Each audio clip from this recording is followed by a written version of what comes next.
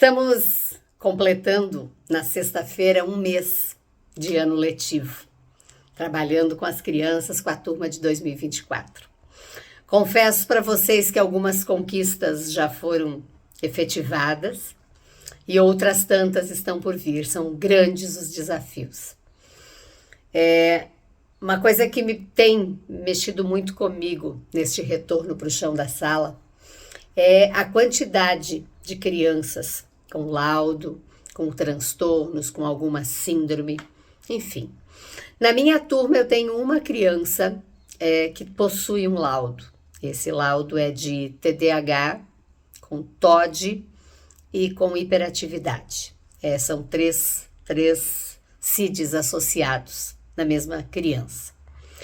Isso me fez buscar leituras, buscar fundamentação, buscar embasamento, porque eu preciso, como profissional, professora que está todos os dias na sala de aula, saber as maneiras mais assertivas de lidar com as minhas crianças. Eu percebo nelas algumas fazendo um comportamento, copiando o comportamento, o que me preocupa muito, achando que este comportamento seja um comportamento que possa ser padrão. E tenho trabalhado muito intensamente, ludicamente, da maneira mais alegre que eu consigo, para que eles compreendam que nós vamos ajudar o nosso amigo, que ele vai conseguir controlar as emoções dele, que ele não vai ficar tão chateado quando alguma coisa não der certo, que ele não vai gritar, que ele não vai esbravejar. Muitos já estão entendendo isso, por sorte. Eu queria falar um pouquinho hoje de um transtorno que eu não sei se os pais estão a par, e eu percebo em algumas famílias esse receio. Inclusive essa semana eu conversei com uma mãe sobre essa questão. Ela suspeita de que o seu filho tenha o TOD, o transtorno opositor desafiador. Esse transtorno, através das leituras que fiz, pode ser percebido através de uma série de sintomas. Irritabilidade, agressividade, desobediência, agitação, a culpabilização dos outros. Tudo que acontece não foi a pessoa, não foi a criança que fez, foi o outro que fez. Raiva constante, desafio de regras, ressentimento, se sentir perturbado e ressentido. Não expressar emoções sem gritar. Responder frustrações com choro, birra e agressividade. São sintomas que não podem ser olhados, no meu entendimento, separados do contexto. Há de se perceber por que a criança está agindo desse jeito, em que contexto ela está vivendo. Às vezes, como eu conversava com essa mãe essa semana, a gente tem receio, não sabe se é uma fase, não sabe se é um transtorno, né? Prometi para ela de que vamos observar juntas, de que vamos chegar a um entendimento. Em compreendendo isso eu digo para todas as mães que porventura estejam ouvindo, quando a gente suspeita, quando a gente tem vários sintomas associados e suspeita, a gente precisa ver que isso tem que ser por um longo tempo. Através de uma leitura muito interessante que eu fiz no site do Sr. Drauzio Varela, essa necessidade de diferenciar os comportamentos. Se eles são comportamentos da infância e são isolados, ou se eles são comportamentos padrões e persistentes, por um período grande, por uma frequência grande. Tá 6 meses agindo dessa forma. Precisa ter severidade, duração, interferência, contexto. Eu não teria tempo para falar sobre tudo isso, mas eu convido a leitura porque é importante. Às vezes é só um comportamento impulsivo. Às vezes é alguma coisa no contexto que está desestabilizando essa criança.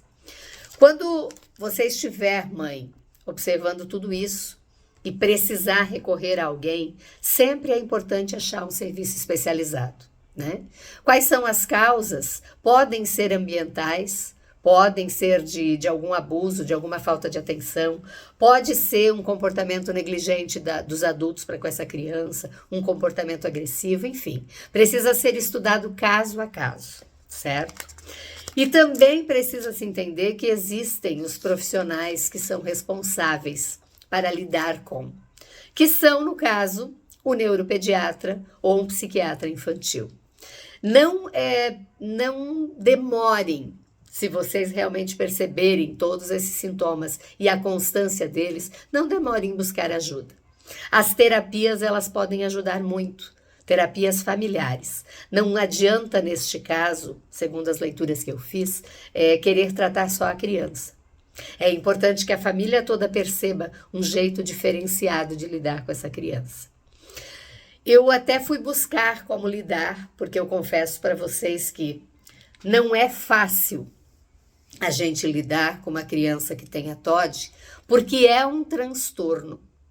Eu não posso olhar que ela esteja fazendo aquilo ali para me afrontar, para fazer birra, ela tem um transtorno que pode ser através de uma terapia comportamental, familiar, em alguns casos precisa até de medicação, certo?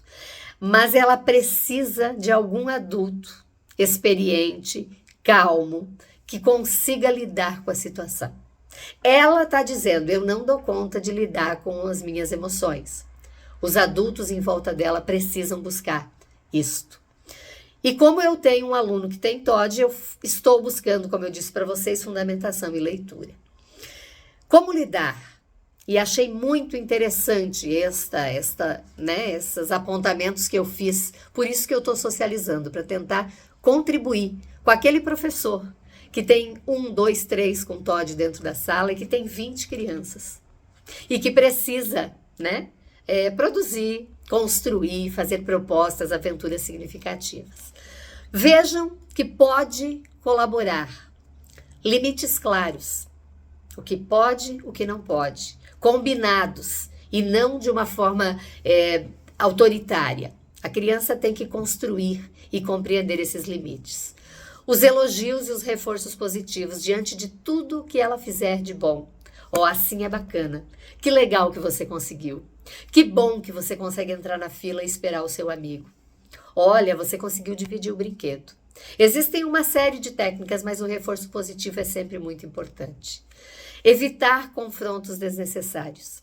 Tem momentos que a gente tem que se posicionar sim e que a gente tem que dizer é assim e ponto. Mas tem momentos que não precisa confrontar. Tem momentos que tanto a mãe em casa quanto o professor em sala pode sim aliviar um pouco.